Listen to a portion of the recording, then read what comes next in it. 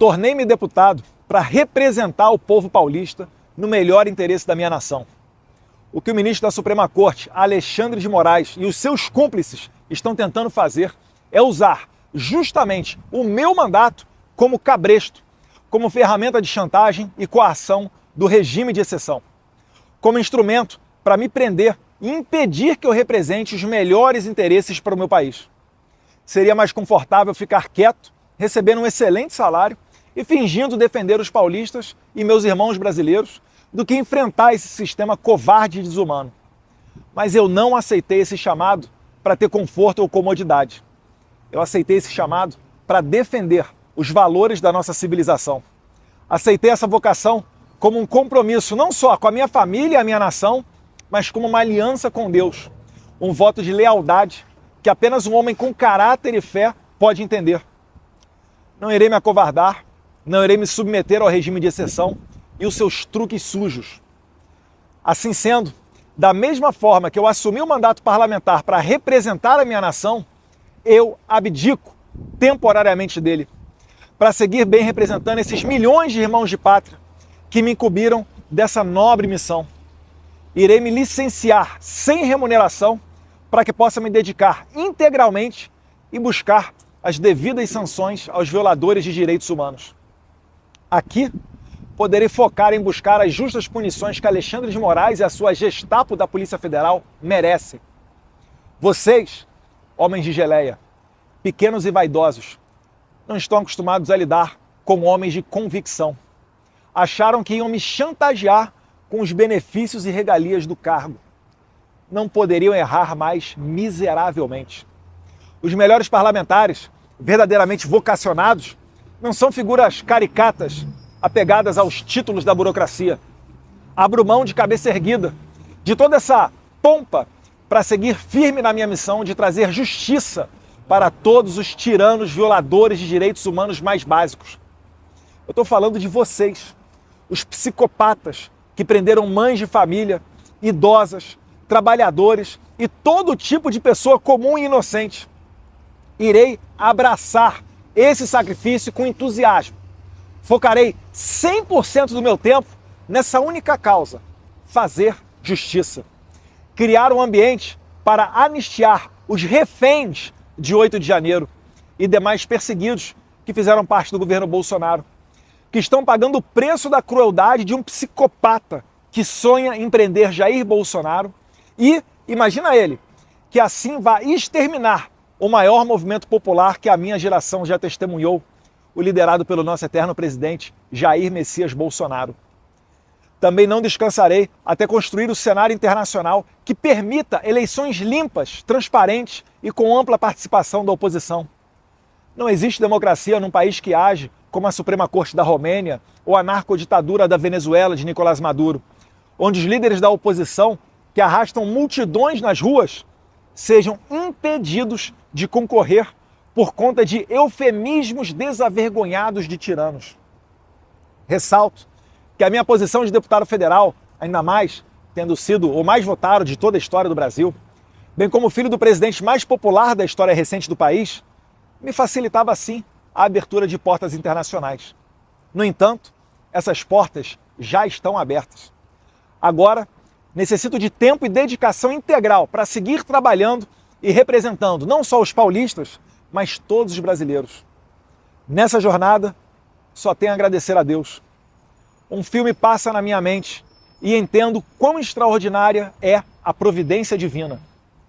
Poucos sabem disso, mas no mesmo dia que os deputados do PT peticionaram a PGR requisitando apreender o meu passaporte, em 27 de fevereiro, eu estava voando com a minha família para os Estados Unidos, num voo que eu havia comprado poucos dias antes. Provavelmente, nem o PT e nem Alexandre de Moraes esperavam que eu fosse passar o feriado de carnaval fora do Brasil, já que eu havia recém-retornado de minha viagem dos Estados Unidos 2 dias antes, em 25 de fevereiro.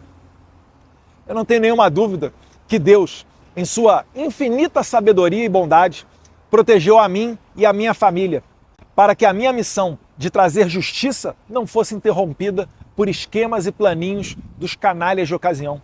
Dessa maneira, nunca imaginei que eu faria uma mala de 7 dias para não mais retornar para minha casa. Mas hoje vejo com clareza que Deus está me mostrando o caminho.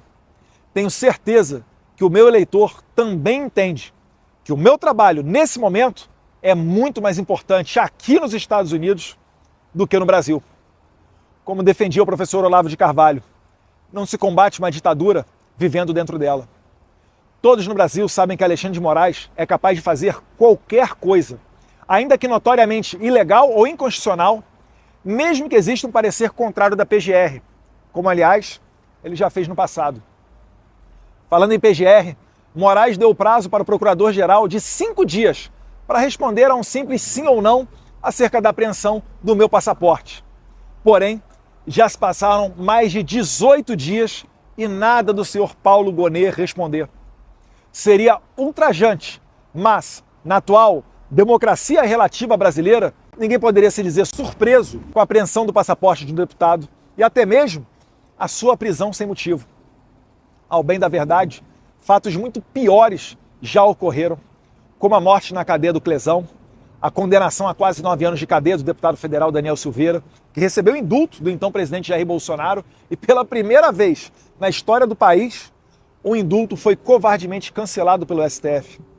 As prisões preventivas e injustificadas de Felipe Martins, Anderson Torres, Silvinei Vasquez e vários outros, assim como as condenações a até 17 anos de prisão de senhorinhas como Iracina Gosch, de 71 anos de idade, ou a cabeleireira e mãe Débora Rodrigues dos Santos, presa por ter escrito de batom numa estátua a mesma frase dita pelo ministro do STF, Luiz Roberto Barroso, abre aspas, perdeu o mané, fecha aspas.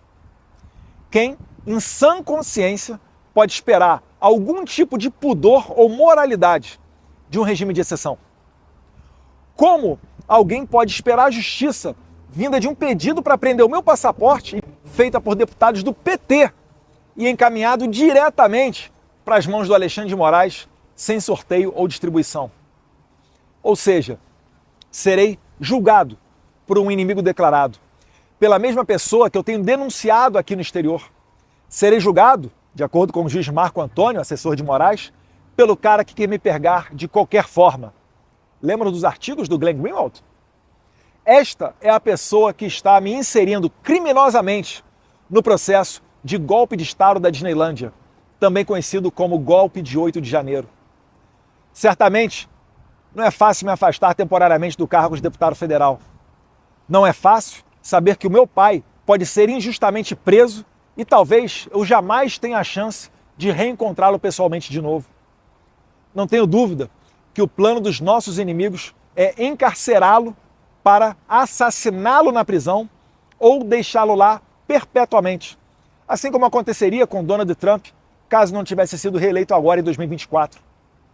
Contudo, a vida é feita de decisões e sacrifícios. Se esse é o plano de Deus para a minha vida, entrego-me de corpo e alma, para que eu possa ser um instrumento de sua vontade, para que eu possa ser mais útil na libertação do meu país, para que eu possa parar a sanha totalitária de um psicopata sem limites. Sim, eu aceito esse sacrifício com honra. Vou morar longe dos meus amigos, dos meus familiares, da minha pátria, mas não descansarei até que a justiça seja feita e a minha nação seja libertada. Se Alexandre de Moraes quer apreender o meu passaporte, ou mesmo me prender, para que eu não possa mais denunciar os seus crimes nos Estados Unidos, então é justamente aqui que eu vou ficar e trabalhar mais do que nunca. Alexandre, a minha meta de vida será fazer você pagar por toda a sua crueldade com pessoas inocentes. Estarei focado integralmente nesse objetivo. Só retornarei quando você estiver devidamente punido pelos seus crimes, pelo seu abuso de autoridade. Finalizo comunicando ainda que, graças ao excelente trabalho desempenhado pelo líder do PL, deputado Sóstenes Cavalcante, que não se dobrou às pressões do PT, e também pela retidão e compromisso com a legalidade do presidente da Câmara, deputado Hugo Mota, que no meu lugar será nomeado o deputado federal gaúcho Zuco para a Comissão de Relações Exteriores e Defesa Nacional. Ele irá me ajudar institucionalmente a manter essa ponte com o governo Trump e o bom relacionamento com países democráticos e desenvolvidos. Juntos, nós iremos trabalhar na mais sagrada missão que um parlamentar pode ter, que é a de resgatar liberdades perdidas para o nosso Brasil.